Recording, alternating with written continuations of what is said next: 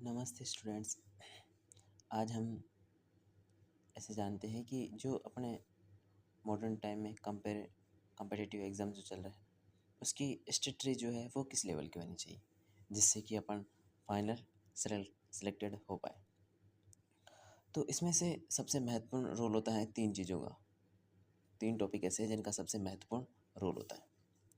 उसमें से कौन कौन सा टॉपिक है? सबसे पहले है सिलेबस, कि अब आप जिस एग्ज़ाम की तैयारी कर रहे हो तो सबसे पहले आपको पता होना चाहिए कि सिलेबस क्या है। सिलेबस में अपने को पता चलता है कि पढ़ना कितना है, यानी कि 2 टॉपिक, 4 टॉपिक, 5 टॉपिक ऐसे करके। दूसरा है पीवाईक्यू। अब पीवाईक्यू क्यों लगाना चाहिए? पीवाईक्यू का पहला तो होता है कि क्या पढ़ना है, यानी कि कोई टॉपिक है उसमें से किस लेवल के क्वेश्चन आएंगे, लेवल, और दूसरा क्या पढ़ना क्या है ये समझ में आएगा। और सबसे इम्पोर्टेंट पीवाईक्यू में चीज़ ये समझ में आती है कि मॉडर्न टाइम में जो पैटर्न क्या चल रहा है। जैसे कि अगर मॉडर्न टाइम में कोई अगर अपन एग्जांपल जैसे दूं कि पहले तो सीधा पूछते थे कि राजस्थान की सबसे जो ऊंची चोटी वो कौन सी है, गुरु शिखर ऑप्शन दिया जाता था।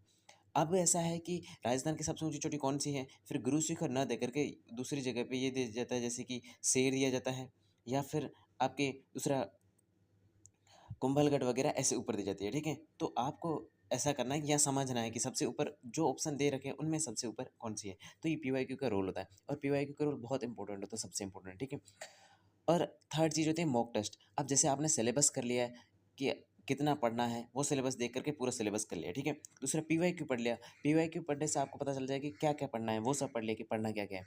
और थर्ड बारी आती है मॉक टेस्ट की। मॉक टेस्ट में आपकी होती है प्रैक्टिस, कि जितनी आप बार बार प्रैक्टिस करोगे, यानी कि जैसे कोई फैक्ट है, जैसे कोई जीके का हो गया, कोई जीएस का हो गया, इसमें सीधे फैक्ट याद करने थे। जैसे कोई इकोनॉमी के हो गए, मतलब जो आपके आर्थिक स्थिति से संबंधित ऐसे कुछ होते हैं, तो उनके जो टॉपिक होते हैं ना, उसमें से बिल्कुल एक फैक्ट याद करने होते हैं, बिल्कुल याद करने होते हैं। तो इसमें प्रैक्टिस में याद है, वो याद चीज़ें हो जाती है। और दूसरा आपकी प्रैक्टिस ये भी हो जाती है, जैसे कि कोई मैथमेटिक्स है या फिर रीजनिंग है, ईटीसी जो भी सब्जेक्ट है वहाँ आपकी प्रैक्टिस हो जाएगी।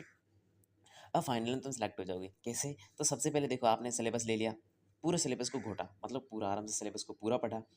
फिर मेरे हिसाब से सिलेबस से पहले आपको पीवाईक्यू देखने चाहिए। पीवाईक्यू अगर देखोगे, जब आप सिलेबस करोगे तो मैं पता चलेगा कि किस लेवल के क्वेश्चन पूछे जा रहे हैं।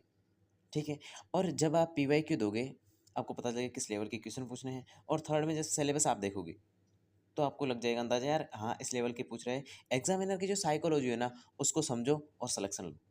इट इज़ ये सीधा सीधा कंसेप्ट है कि अब ऐसे करके तुम सिलेक्शन हो सकते हो। अब मेरी कुछ खुद की पर्सनल बातें हैं।